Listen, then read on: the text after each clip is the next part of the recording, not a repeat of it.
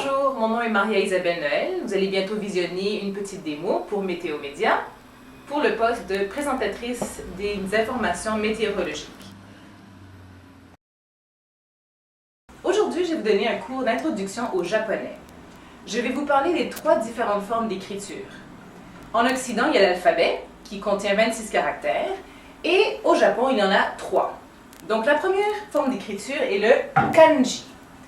Ce sont des idéogrammes ou des pictogrammes. Ce sont des photos qui représentent un concept, des symboles plutôt.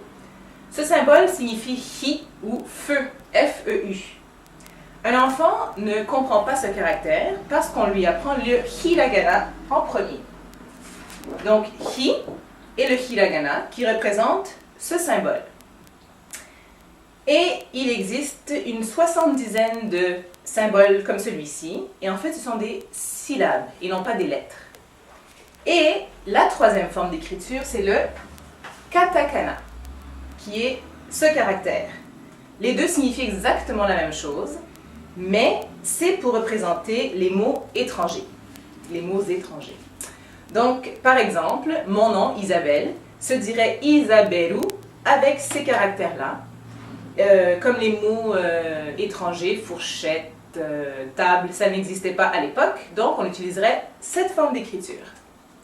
Et voilà, vous avez appris les 3 formes d'écriture au Japon. Sayonara! Maintenant, je vais vous parler un peu du Japon. J'ai vécu à Okinawa, dans le sud de l'archipel.